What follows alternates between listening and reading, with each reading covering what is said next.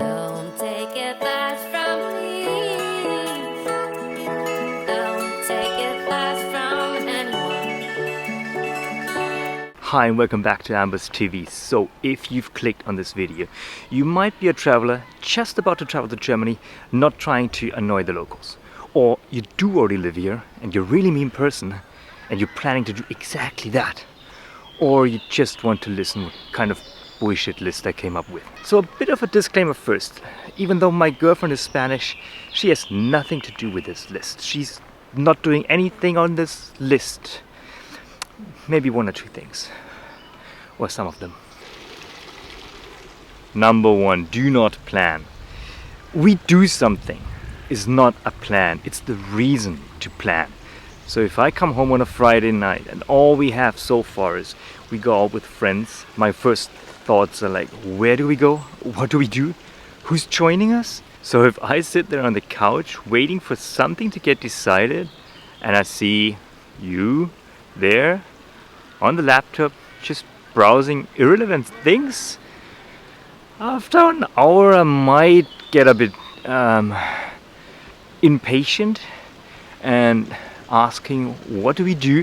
So I might just call one of my friends and then we agree on a plan, like what beer garden we go to at 9 p.m. for 2 beers, what's the purpose we're talking about, what we have to wear, what's the weather, and what do we do afterwards, with whom. There's a plan and we know what to do. Not planning could immediately lead to point number 2, waste their time. German punctuality is kind of legendary and I think it's still a thing. Being early is the new being on time here. So if we agreed on 7 p.m, it's going to be 7 p.m. It's not going to be 7:10, 7:15, 7:02 or 3 might still be fine, but kind of arriving at the same time with your friend is like instant satisfaction. It's like a platinum trophy on PSN. So this is what you should be aiming for. And there are exceptions, maybe like when you meet at a bar and there are already other people there. So don't make the first one wait. So if you can already have drinks with others, you can excuse yourself, but better call. Don't waste a German's time. Driving in the middle lane of the German Autobahn, which is also legendary. People say there are no speed limits, which is kind of true. There are many speed limits, but sometimes there are no speed limits. And I agree, it can be scary to drive on the left side. And on the right side, you got all the trucks. But don't drive in the middle lane all the time. You're just blocking the traffic. It's not the decent speed lane. It's the first overtake lane. Only go there if you overtake the slow ones on the right side.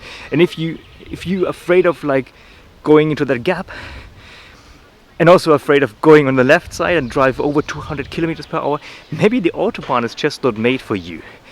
But I know I'm not the only one here who's, oh, my heart is pumping now. The middle lane drivers, the slow ones. Boy, my morning commute. I think I forgot to mention something for the viewers from the US. You're not allowed to overtake on the right side in Germany. You have to overtake on the left side. So this is why driving in the middle lane is like even worse. Please use the right lane. And number 4, say that Belgian beer is better than German beer. We're kind of proud of our beer here in Germany and we're proud of the purity law. And when you mention that Belgian beer is better than German beer, you might get 2 types of reactions. So the first one is going to be like total disbelief, blasphemy, I don't even talk to this person, ignorance. It's like, this is just not, it can't be. What you just said doesn't make any sense at all. The second one might lead to some really lengthy discussions, so reserve some time. The person might tell you a lot about the German purity law and why this makes the beer better, and that this Belgian beer is just like a fruity thing that kind of tastes a little bit like beer but more like apple or pineapple or strawberry juice. Eventually you might get a compromise and he might be saying that some Belgian beers are actually decent but others are more useful as mouthwash in the morning than drinking them at the bar. So yeah, if you do want to get into a really heated discussion or completely piss off the German, mention that Belgian beers are better than German beers. And the fifth way to piss off a German: rearrange things at home. This one's a bit specific, but I'm sure I'm not the only German who loves order and loves to know where to find things at home. So this is not based on any real life experience at all. My girlfriend has nothing to do with it. So here's an example. I came back from a business trip to the US. Looked in my suitcase and I couldn't find my hairdryer anymore. So I assumed I forgot it at the hotel in the US. Furthermore, I checked where it normally should be, thinking that maybe I already unpacked it, so it wasn't there. Girlfriend's also not there. So what do? As a good German, I walk into town and buy a new hairdryer. I come back and then tell her how stupid I am, that I forgot my hairdryer in the US. So turns out that she just put it in a different box where it was never there. We never put the hairdryer there. There was no real explanation why it was there, but it wasn't where it belonged, and I bought a new hairdryer. I would have been more pissed off if I wouldn't have wanted to buy a new hairdryer anyway, and that was just a good occasion, but I freak out when I don't find things at home, when they're not in the place where they're supposed to be. Ask them about the lederhosen. Contrary to popular belief, not all Germans have lederhosen or wear them normal occasions. It's more at the Oktoberfest, and that's probably also where a lot of tourists are, and then they think that all Germans wear lederhosen.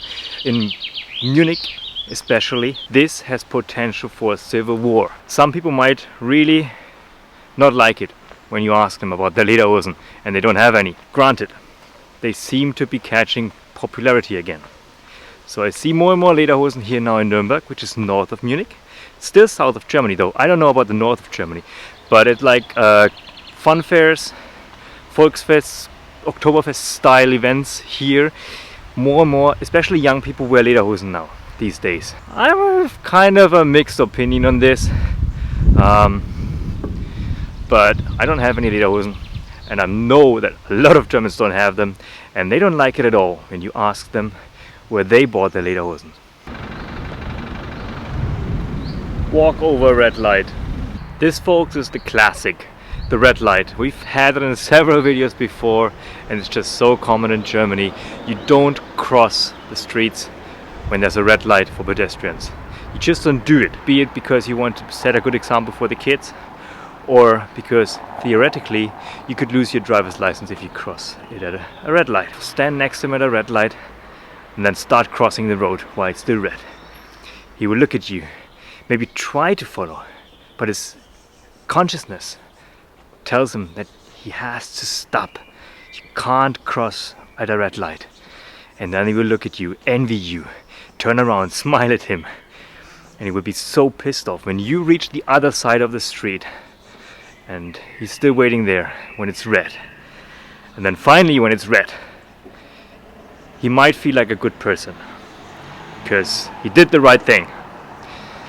It's good, like the good deed of the day. He will still be mad at you, totally mad at you for this advantage that you can't cross because you're not a German.